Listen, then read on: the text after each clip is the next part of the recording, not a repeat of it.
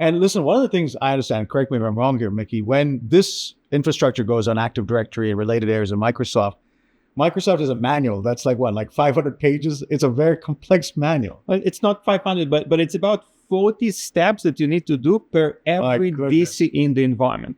So the manual process, I try to do it. That's actually how we concluded that it's not going to be sufficient.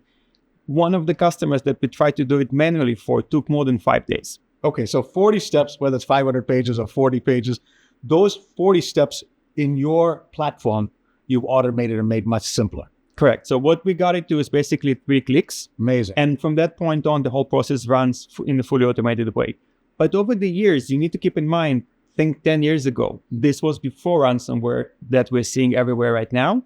So over the years, we had to basically go and adapt and think more about what is the cybersecurity aspect here? How is it going to look like? So what we concluded is basically you're going to need 3 main things. The first one, exactly as you pointed out, you want to have the automation, you want to have the simplicity, you want to have the speed. But at the same time, in a ransomware situation, nothing is stable. So what you really want to make sure is that your system have enough brain power to keep operating even if some of the network disappears, like some of the servers just went away. I don't want to fail the recovery process. I want to keep going. So that was one thing that we really had to overcome.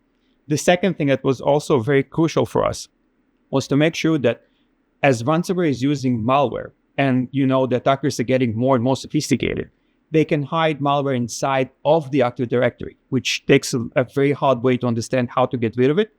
We found a way how we can make 100% sure that the malware is not introduced post the recovery, even if it was hidden inside of the Active Directory itself. The third thing, which I would say is probably the most critical one, Active Directory is all about trust. I trust the identity that is trying to access something. Now imagine if somebody was able to encrypt your Active Directory, which is effectively what a ransomware does. That means that they had a privileged account and they owned your Active Directory. Now, if I was owning your Active Directory, I'm going to plan backdoors. I'm going to do whatever I can to have persistency in the environment. So you will not be able to take me out. What we come out with was identity forensics and incident response. The forensics part is right now, I think, treated to be as the most crucial. I recently had a chat with a Gartner analyst who basically made the claim that if you cannot trust the backup post the recovery, you should not even use it at all.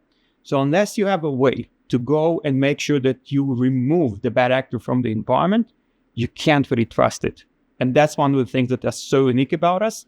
In the last 10 years that we've been doing it, we basically got to a point of a lot of expertise, specifically identity space. How do I go back to a point of fast recovery, stable recovery, and how can I trust the environment post the restoration?